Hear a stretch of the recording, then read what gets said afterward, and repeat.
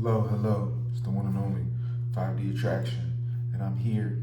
I just wanted to touch on something that is real important, man. It has to do with status, value. You know, it's little things that you can do that will make you stand out and demonstrate value. And I think one of the biggest things when it comes to value that people gotta understand is it boils down to creativity. Like I think a lot of people think, okay, I gotta be making XYZ amount of money. I gotta have the cars, I have to have this, I have to have that in order to demonstrate, in order to feel as though I'm high value, or in order to demonstrate to the woman that I'm high value. But it's little things you can do. You don't really need all of that. Let me give you an example. Let's say you're jogging. Let's say you like to go on your run in the mornings, or you go wherever, and you like to go on your runs. Or let's say you're just walking and you're going to be out and about, and you want to wear something that represents value. You can buy a super nice Harvard Letterman, Princeton Letterman, any Ivy League school. You could just wear a Letterman sweater, and people will begin to think, did he go to Harvard? Did he go to Princeton? You know, I actually saw that happen yesterday. You know, I was jogging and I was doing my morning run, and this girl ran. She had this big old P, and it was a Princeton sweater, and it looked really nice. And first thing I'm thinking is she probably goes to Princeton, and I'm like, man, she must be smart, right? And it's like, I don't even know if she goes to Princeton. You know, that's just the illusion that she has there. So just by wearing a sweater with one symbol on it, it represents value, right? What else can you do? I mean, now it becomes infinite. You have to begin to use your imagination, creativity. Your story can be more creative. You know, what you wear, that's your, what you wear is essentially your costume. What you wear is your representation. So, for example, myself, you know, I love music and things like that. It'd probably be cool. Imagine if I wore a shirt that had specific musicians on there that I like. And now I'm walking around and people say, oh, wow, that's dope. Like, that's a cool shirt, right? Or I can wear a shirt. You know, I think a lot of people look at name brands that are real expensive and try to spend money on that. But you can be creative. You know, you don't have to have name brand. You can wear anything that symbolizes value. You know, you can really take on a persona. You could dress up like an athlete if you want. Get like Under Armour or Nike sweat outfits that look real nice, and you look like an athlete. You know, and you kind of do wear that during your daily run, and that will communicate that you know, this person is active, athletic. He must have played sports. You can wear a specific team uniform outfit. You can wear NBA or NFL sweat outfits, and then she might assume, say, yeah, you know, I work with athletes, I train athletes, I train this, you know. So you can be creative with what you wear. Whatever you wear should be an extension of value, of what you represent. Whether it's a nice sweater, a nice outfit, or whether it's just a piece that would make somebody think, oh, does he play for this team? Does he? Maybe he does this. Maybe he does that. You know, it's just all about being intentional. You have to put an intention before your outfit. You know, you have to put an intention before just wearing something. Because when you do that, and you put an intention behind what you wear, that's what I think style is. I think everyone else just kind of throws clothes on, and then the people that are intentional, they could wear clothes that aren't even considered the coolest clothes, but they just because they thought, I want to have this style behind it, it's going to be fresh because there was thought beforehand.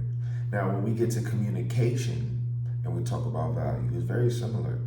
You can bring up so many interesting things about yourself that don't have to be in this realm. Be creative about it. You don't always have to tell people the facts about your life. You could tell people a story, you know. give people a story. And so it takes me back to a time where me and a person that I coach with, and we were breaking the matrix because we were just coming up with stories. Like, we'd be talking to a girl, she'd be like, yeah, I just got back from Cali, or I just came from here. I'd be like, oh, that's crazy. I got a friend that went out there. He actually just got back a few weeks ago. Boom, she was instantly attracted. And you might be thinking, like, why is she attracted off that? Because I'm throwing value out. Imagine she says, hey, what's going on? Hey. I'm like, hey, what's going on? It's funny because your outfit reminds me of an outfit I saw when I traveled to Mexico last year. And it was a very similar style. And I'm just curious, did you get that from Mexico? I mean, where did you get that outfit from? You don't see that out here. Oh, blah, blah, blah, oh, that's dope, You'd be surprised if you actually go out to LA. I love to go out to LA a lot. What you'll find is that it is very diverse with the style of dress. Whenever I go out there, I end up meeting some fashion person that styles actors, actresses, and they're always keeping me up to speed with the new trends. Like, as I'm speaking right now, it's demonstrating value to her, saying that he travels, he has connections.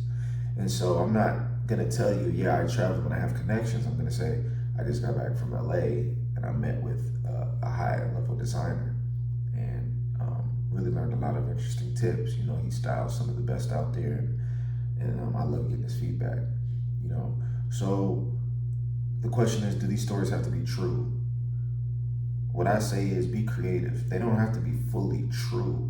You're really entertaining. You're really just practicing the art of being captivating. Now, if you have an interesting life, you can pull a lot of your stories from real life.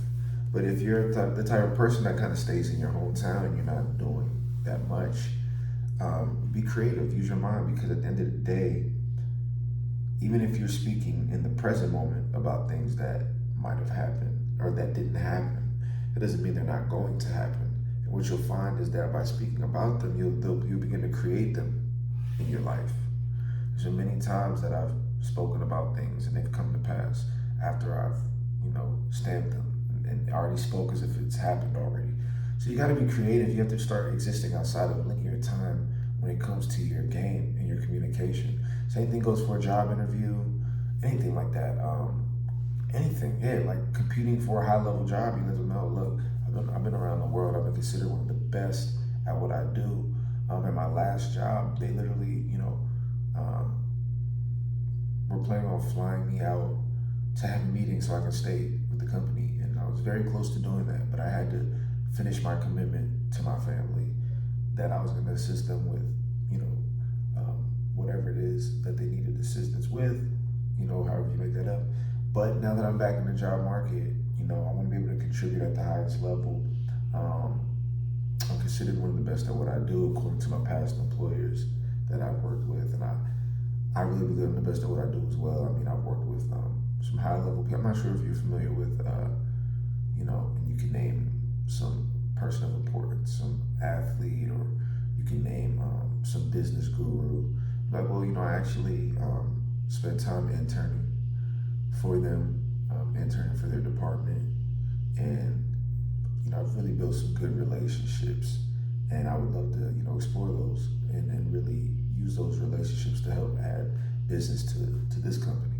So I'm just speaking in the communication that shows that I'm doing some of my life, and you need to carry that with you everywhere you go. That is an art form, and that art form is really going to turn things up, I guarantee. I think the key thing is people get stuck because they're so busy trying to explain and talk to people from the position of where they are in life instead of speaking from the position they are going to be, or the position that they aspire, or their highest level position in their mind. They're not operating from there.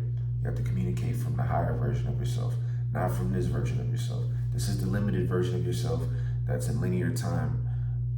And you might be a star in 5 years from now. So does that mean you're not a star now, even though you're the same person that's going to be a star in 5 years? So you have to begin to break outside of time and tap into that five years in the future energy and bring that to the present, because like we said, there's no present, there's just memories. So let's create memories, and then let's speak moments that will become memories. And that's really it. Just wanted to share that with you. And like I said, with the clothes, pick clothes that have symbols that represent value and prestige, and people will associate you with that.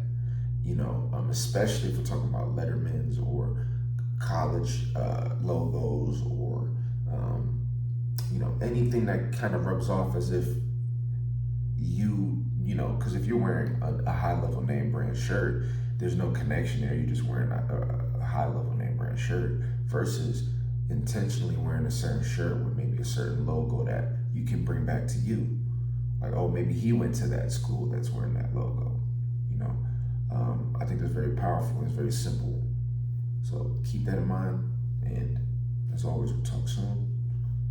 Peace.